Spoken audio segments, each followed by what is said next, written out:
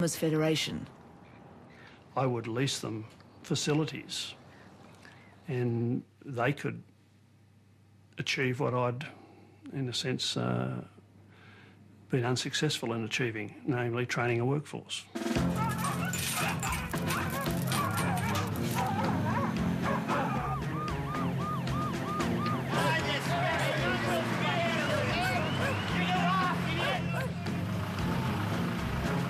On the 7th of April 1998, at 11 p.m, Chris Corrigan executed his plan.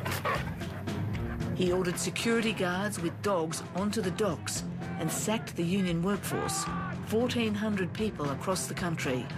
They were locked out and replaced with non-union labour. The dogs were my idea because at the end of the day, I absolutely knew that these people, if they were allowed to stay there for very long, they would set about vandalising the equipment. If they vandalised the equipment, the waterfront would be shut down for months. We were satisfied and were given assurances that it was legal, what was going to be done. We knew it was direct. We knew it was going to cause a lot of skin and hair to fly. My memory of it is I didn't even know until right at the moment, basically. Literally at the moment. I can't even remember what time of the day that was now. But if Peter Reith can't recall, events of the night tell another story. At 11 p.m, exactly the same time security guards entered the docks, his staff issued a press release. The government would provide $250 million to pay all sacked workers. The battle was now on. For the next few months, Australia's waterfront became the focus of a bitter and violent struggle.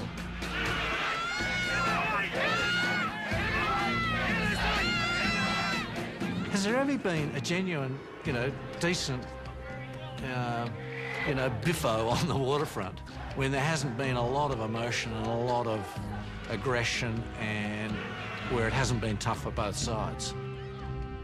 So you could say, well, the government took a beating. Well, every government's taken a beating in the past on waterfront reform. We took a bit more beating than usual, but then again, we're the only ones who ever got anything done either. The MUA took the fight all the way to the High Court in an attempt to have their workers reinstated by Patrick's. In time, they would win the court battle and many were re-employed, but only after signing new productivity agreements in line with Chris Corrigan's original demands. It's one of those great things where everybody claims victory. The Maritime Union preserved a near monopoly of their domination of the waterfront. We got significant increases in profitability. I look back with tremendous pride and just say, we achieved far more than, frankly, I would have hoped to have got.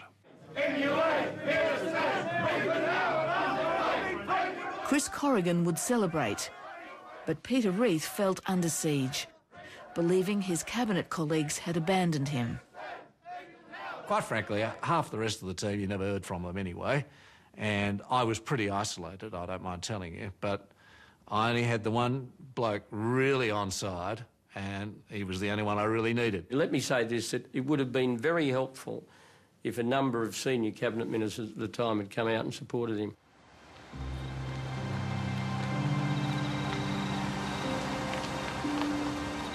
A beleaguered Peter Reith visited the Prime Minister at Kirribilli. Look, here are the options. You could get rid of me. And I said, no, under no circumstances. See it through, you're doing it well, and you have my total support. I'll tell you what he said to me. He said, my kids think you're great, which, it's a sort of a more emotional way of saying, I'm still supporting you, because when John Howard says his kids support you, well, you got Jeanette as well. I mean, that's pretty good. Never ever, never ever, never ever, ever, never ever, ever. Morning, Mr. Howard. G'day, Anthony. How are you, Bill? John Howard was changing the country. You're like quite a celebrity, Mr. Howard. But by the middle of his first term, the electorate was turning away from John Howard. Good to see you. All the best. The Prime Minister had to woo the voters back. What are you doing to our country, John? Very un-Australian. Nice to see you. How are you, mate? I made the observation to a friend and colleague at the time that it took the Liberal Party 13 years to work out how to get into government. And I hope that it didn't take them 13 years to work out how to govern, because they didn't have that amount of time. Hello, Mr Prime Minister. How are you, Loretta? Well, I'm fine, thank you, and I'm a former total Liberal supporter of yours.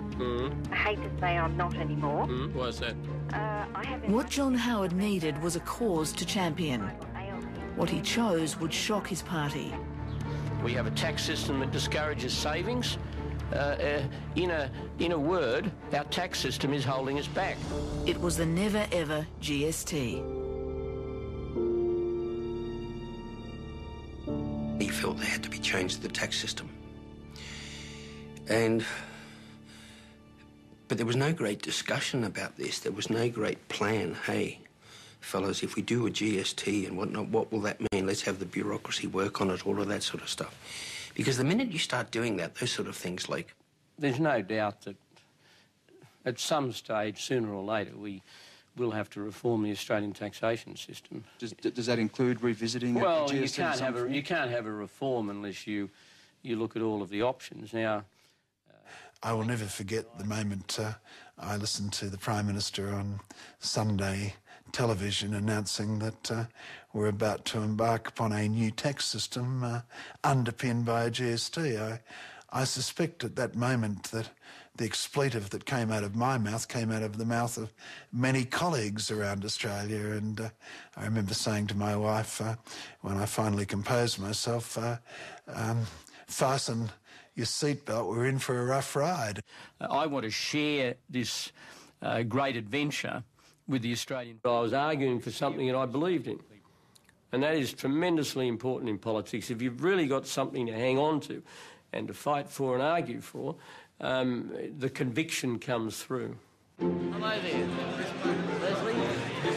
Thank you. Good afternoon. It changed his body language overnight. You know, from someone looking defensive, uncertain, all of a sudden he was a man who had got back into his stride. Sure.